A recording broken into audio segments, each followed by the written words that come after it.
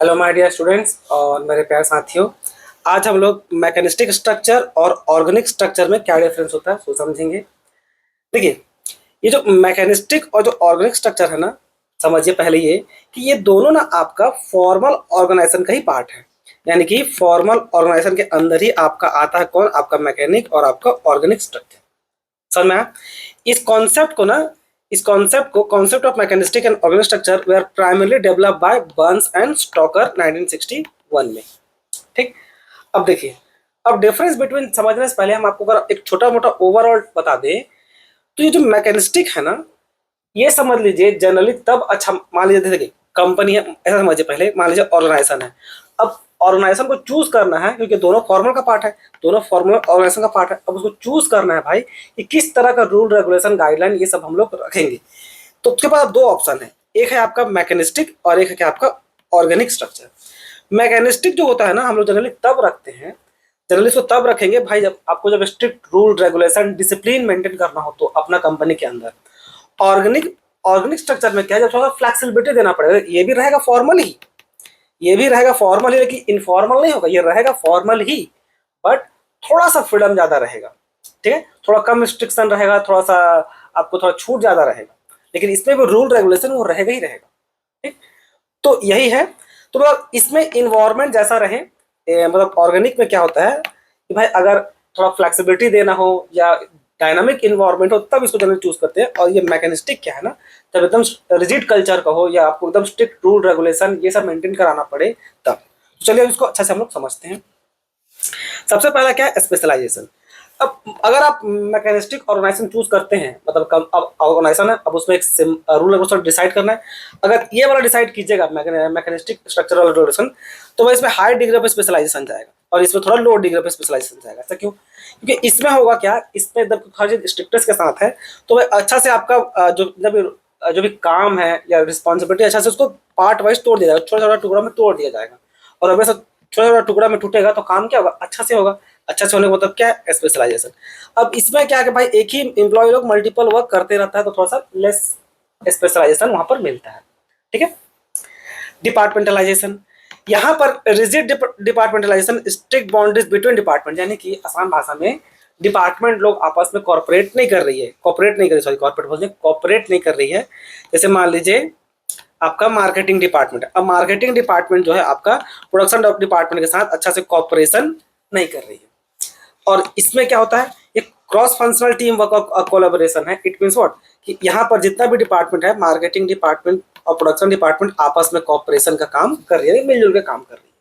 Clear? यही था। Span of control किसको बोलते हैं? स्पैन ऑफ कंट्रोल से आपको एग्जाम में क्वेश्चन आता है, इसमें आपको बाद में डिटेल वीडियो मिल जाएगा। अभी इसमें सिंपल सा बेस समझिए। स्पैन ऑफ कंट्रोल का मतलब होता है कि कितना नंबर ऑफ एम्प्लॉय एक सीनियर के अंडर में काम कर सकता है, कितना नंबर ऑफ एम्प्लॉय एक सीनियर के अंडर में काम कर सकता है, उसे क्या बोलते हैं, स्पैन ऑफ कंट्रोल।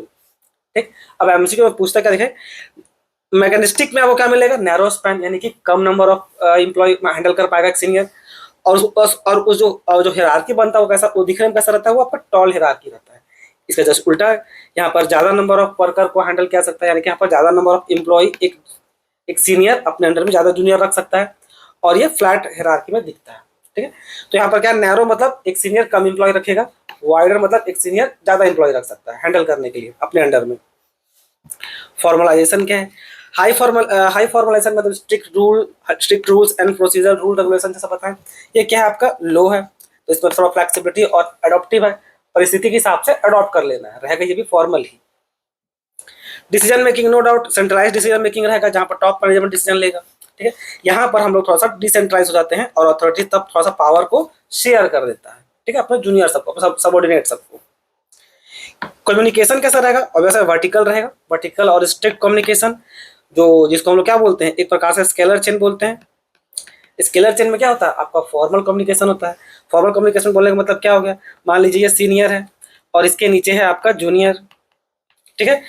तो जब वर्टिकल कम्युनिकेशन देखिए कैसे होता है, सीनियर जब जूनियर को इंस्ट्रक्शन देता है क्या कहलाता है, इसको बोलते हैं हम लोग डाउनवर्ड कम्युनिकेशन।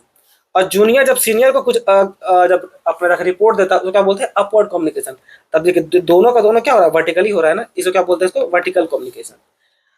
बात कीजिएगा ऑर्गेनिक का, क्या फ्री फ्लो है, मल्टी डायरेक्शनल कम्युनिकेशन है, मतलब इस पे जो चाहे जैसा चाहे बात कर सकता है, कोई रोक टोक रूल रेगुलेशन नहीं है। इन्वायरमेंट जनरली ये एक सुइटेबल का पता है जब स्टेबल इन्वायरमेंट हो, स्टेबल हो या आपको डिसिप्लिन मेंटेन करना हो, चाहे समझ लीजिए अपना वर्कर को अच्छे से हैंडल करना है, आपका लापरवाह वर्कर है तब। सुइटेबल फॉर डायनामिक इन्वायरमेंट, भाई अगर बार बार परिस्थितियां बदल रही है, आपका लेबर लोग ठीक ठाक है, वो लोग थोड़ा अच्छा से स्किल वाला है और थोड़ा सा समझदार है, तो आप इस तरह का रख सकते हैं। वरना वर्कर बहुत मैटर करता है कि किस तरह का पॉलिसी रखें। अगर वर्कर आपका अच्छा है तो आप ये रख सकते हैं, वर्कर थोड़ा सा लेजी है या उन लोगों को थोड़ा गाइडेंस चाहिए, चलिए लेजी भी नहीं है लेकिन गाइडेंस चाहिए, उनको क्लियर पता होना चाहिए क्या करना है क्या नहीं करना है, तो फिर मैकेनिस्टिक रहेगा। ठीक है, ऐसा कभी भी ये मत सोचिएगा कि मैकेनिस्टिक तो बुरा है और ये अच्छा है, नहीं, ऐसा नहीं है। It's all depend upon environment का मतलब ऑर्गेनाइजेशन का कंडीशन और आपका एम्प्लॉय का एटीट्यूड। देखिए, एम्प्लॉय के प्रति दया दिखाना अलग चीज है, हम बार बार ये चीज को बोलते हैं बच्चों, तो रियलिटी थोड़ा इमोशंस को, अपना जो इमोशंस होता है ना उसको थोड़ा साइड लाइन करना पड़ता है बिजनेस में। तो इमोशन को थोड़ा साइड रखना पड़ता है, देखना पड़ता है भाई अगर मेरा एम्प्लॉय अच्छा है तो ये वाला रखेंगे, तो फ्लेक्सिबिलिटी रखेंगे। एम्प्लॉय को अगर गाइडेंस चाहिए या वो लेजी है या कामचोर है तो फिर ये वाला चाहिए होता है। ऐसा नहीं कि ये खराब है और ये अच्छा है, नहीं, डिपेंड अपॉन कि एम्प्लॉय, इन्वायरमेंट, सिचुएशन, परिस्थिति सब कैसा उसके ऊपर निर्भर करता है। ठीक है, आप भी अपना पर्सनल लाइफ में कभी देख लीजिएगा, अगर आपका कभी कोई जूनियर या जो थोड़ा सा कम बुद्धि का होगा ना, या थोड़ा जिसके पास उतना अकल नहीं होगा, देखिएगा वो थोड़ा बहुत अजीब टाइप से बात करेगा, उसको अगर थोड़ा सा स्ट्रिक्टनेस नहीं दिखाइएगा तो काम भी ठीक से नहीं करता है। खासकर अगर आप घर बनवाइएगा कभी ना तो आपको अच्छे से पता चलेगा।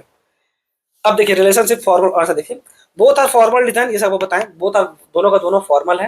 डिपेंड करता है कि भाई को कौन सा चूज करना। अगर एक वजह से ऑर्गेनाइजेशन आ गया तो ऑर्गेनाइजेशन बाद में डिसाइड कर सकते थे, दोनों का फॉर्मल ही रहेगा, दोनों में रूल रेगुलेशन रहता है कि भाई मैकेनिस्टिक करे कि ऑर्गेनिक करे। पार्ट ऑफ ऑर्गेनाइजेशन स्ट्रक्चर, दोनों पार्ट ऑफ ऑर्गेनाइजेशन स्ट्रक्चर है, no doubt. Same goal different approach, देखो दोनों में मेन गोल क्या है भाई, ऑब्जेक्टिव को अचीव करना। दोनों में क्या है, ऑब्जेक्टिव को अचीव करना, बस अप्रोच अलग है। अगर हमको लगा भाई कि नहीं थोड़ा स्ट्रिक्टनेस जरूरत है, अभी वर्कर को स्ट्रिक्टनेस का रिक्वायरमेंट है तो स्ट्रिक्टनेस यानी कि मैकेनिस्टिक लेंगे, लगा नहीं भाई अभी फ्रीडम का जरूरत है तो फिर ऑर्गेनिक लेंगे। ठीक है, इंपॉर्टेंट साइड इसी क्या लिखा हो, कंटीजेंसी अप्रोच। कंटीजेंसी आपका कोई भी प्रकार का कंटीजेंसी थ्योरी हो चाहे कंटीजेंसी अप्रोच हो, एक ही चीज बोलता है कि कोई एक फिक्स नहीं है, कोई भी एक थ्योरी चाहे रूल रेगुलेशन वो सब क्या फिक्स नहीं है। कंटीजेंसी अप्रोच बोलने का मतलब है कि वो परिस्थिति के हिसाब से चेंज कर देंगे।